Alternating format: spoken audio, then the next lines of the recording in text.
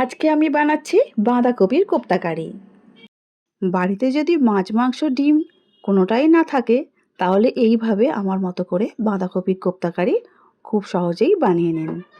যতগুলো কোপ্তা বানানো হবে পরিমাণ অনুযায়ী বাঁধাকপি নিয়ে নিতে হবে।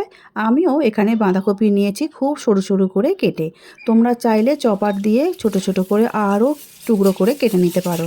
আর নিয়েছি একটা আলু গ্রেট করে। এই আলুটা তোমরা এখানে সিদ্ধ করেও দিয়ে দিতে পারো। নমস্কার বন্ধুরা, শ্রাবণীর পাকঘরে সবাইকে স্বাগত জানাই। আশা করি তোমরা সবাই খুব ভালো আছো, আমিও ভালো আছি। আচ্ছা, এখানে আলুটা খুব ভালো করে আমি গ্রেট করে নিয়েছি। এবারে এর মধ্যে পরপর মশলাগুলো দিয়ে দেব।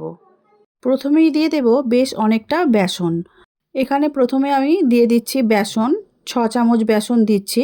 তারপরে সমস্ত মশলা দেবার পরে একটু মেখে নিয়ে দেখে নেব, যদি প্রয়োজন হয় আবারও একটু বেসন দেব। দিচ্ছি স্বাদ অনুসারে নুন, দিয়ে দিচ্ছি জিরে গুঁড়ো, ধনে গুঁড়ো আর অল্প একটু হলুদ গুঁড়ো দিলাম। ঝাল অনুসারে লঙ্কা দিচ্ছি। এখানে তোমরা কুচানো কাঁচা লঙ্কাও দিতে পারো, আমি সেটা দিলাম না। অল্প একটু তেল দিয়ে দিচ্ছি, এই 1 চামচের মতো। তারপরে সমস্ত কিছু একসঙ্গে খুব ভালো করে চেপে চেপে মেখে নিতে হবে, যাতে একটা ডোয়ের মতো তৈরি হয়ে যায় সেই অনুযায়ী মাখতে হবে। এখন মাখার পরে আমার মনে হচ্ছে আবারও কিছু বেসন লাগবে। আরও 4-5 চামচ বেসন আমি এখানে দিয়েছিলাম। তবেই কিন্তু একটা বেশ ভালো মণ্ডর মতো হয়েছে। যেহেতু কোপ্তাগুলো বানাতে হবে একটু টাইট তো করতেই হবে, আবার যাতে খুলে না যায় সেই অনুযায়ী বেসন দিতেই হবে এখানে। আর যদি তোমরা মনে হয় চায়ের সঙ্গে বিকালে স্ন্যাক্সের মতো করে খাবে তাহলে বেসনের সঙ্গে কিছুটা চালের গুঁড়ি দিলেও ভালোই হবে আর মুচমুচে হবে, খেতে ভালো হবে। কিন্তু চালের গুঁড়িটা এখানে আমি দিলাম না, আমি এগুলো কোপ্তা বানাবো বলে। হাতে সর্ষের তেল লাগিয়ে নিয়ে কোপ্তাগুলো প্রথমে বানিয়ে নিচ্ছি। তারপরে একটা ডিম ফাটিয়ে রেখে দিয়েছি, সেই ডিমটা দিয়ে কোপ্তার মধ্যে ডুবিয়ে ভালো করে তেল দিয়ে ভেজে নেব। তবে আমি এখানে যেহেতু রান্না করব, ফ্রাই করব না, সেই জন্য আমি খুব একটা ডুবো তেলে এখানে ভাজবো না। মোটামুটি তেলটা একটু বেশিই থাকবে আর অল্প তেলও নয়। দেখতেই পাচ্ছ কোপ্তাগুলো সুন্দর করে আমি বানিয়ে নিচ্ছি। আমি আমার পছন্দ মতো সাইজটা করে নিয়েছি।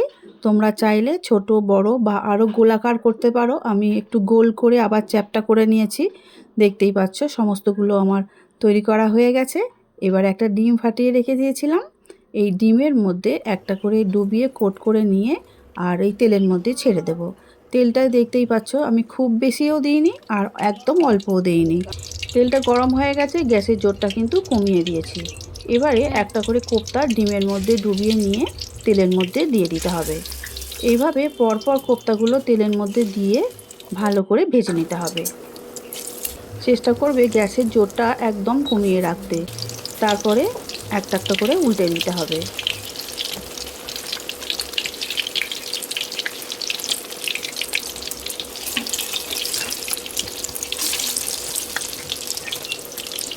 এক পিঠ মোটামুটি একটু লালচে কালার হয়ে গেছে, সেগুলো উল্টে দিয়ে আবারও একটু পাশের জায়গা যেগুলো আছে সেখানে আবারও কয়েকটা দিয়ে দিলাম কোপ্তা। এইভাবে উল্টে পাল্টে নিয়ে লাল লাল করে কিন্তু ভেজে নিতে হবে। উল্টে পাল্টে কতগুলো কোপ্তা ভাজা হয়ে গেছে দেখতেই পাচ্ছ। এবারে একটা প্লেটের মধ্যে যেগুলো ভালো করে ভাজা হয়ে গেছে ওই কোপ্তাগুলোকে তুলে নেব। তা না হলে বেশিক্ষণ রাখলে কালারটা আরও একটু বেশি বেশি পুড়ে পুড়ে যেতে পারে, তাহলে দেখতেও ভালো হবে না আর খেতে তো ভালো হবেই না। যেগুলো ভাজা হয়ে গেছে সেগুলো একটা প্লেটের মধ্যে তুলে নিচ্ছি। দেখো তো বন্ধুরা কত সুন্দর করে গোল্ডেন কালার করে ভেজে নিয়েছি। হ্যাঁ, এইভাবে ভেজে নিলে শুধুই খাওয়া হয়ে যেতে পারে। তবে হ্যাঁ, মজমজ করবে না, আমি আগেই বলে দিচ্ছি, কারণ যেহেতু চালের গুঁড়ি বা সুজি কোনোটাই দেওয়া নেই, নরম হবে। চলো এবারে বাকি যেগুলো ভাজতে বাকি আছে সেগুলো আবার তেলের মধ্যে দিয়ে দিচ্ছি। ওই একই প্রসেসে এপিট ওপিট করে উল্টে পাল্টে লাল লাল করে ভেজে নিতে হবে। আর ভেজে নেওয়ার পরে ওই একই প্লেটের মধ্যে বাকি ভাজাগুলো তুলে নিচ্ছি।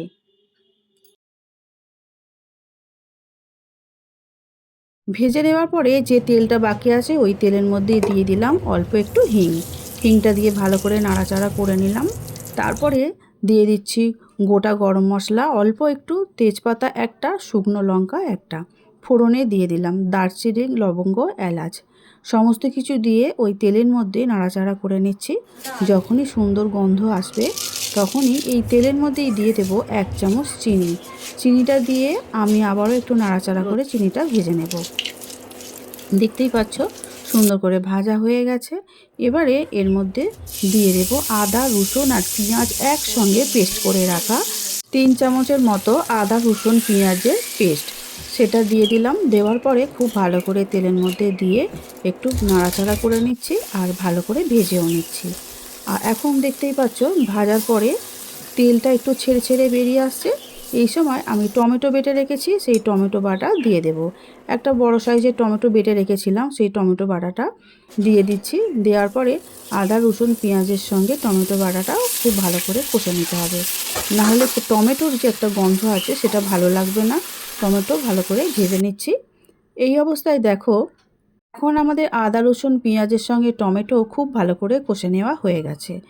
আর বেশি কষার দরকার নেই, দেখতেই পাচ্ছ তেলটা পুরোপুরি ছেড়ে এসেছে। এবারে এর মধ্যে দিয়ে দেব কয়েকটা মশলা। এরকম সুন্দর করে আদা, রসুন, পেঁয়াজ, টমেটো কষে নিলে টেস্টটা কিন্তু অনেকটাই ভালো হবে।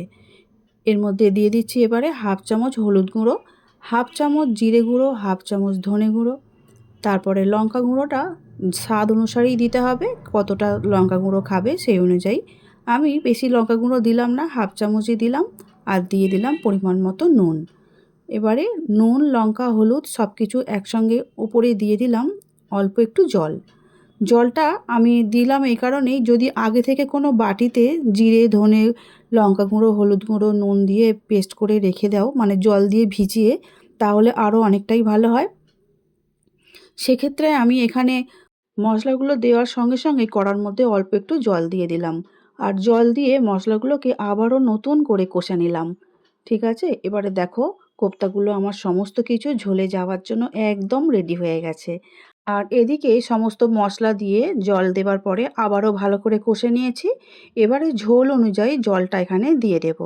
প্রথমে অল্প একটু 1 কাপের মতো জল দেব। জলটা দিয়ে ভালো করে নাড়াচাড়া করে নেবার পরে আবারও খানিকটা জল দিয়ে দেব। এই জলটা কিন্তু ঝোল অনুযায়ী দিতে হবে, একটু বেশিই দিতে হবে, কারণ কোপ্তায় কিন্তু জল পুরোটাই টেনে নেয়। যদি একটু গ্রেভি রাখার মনে হয় তাহলে কিন্তু জলটা আরও 1 কাপ বাড়িয়ে দিতে হবে।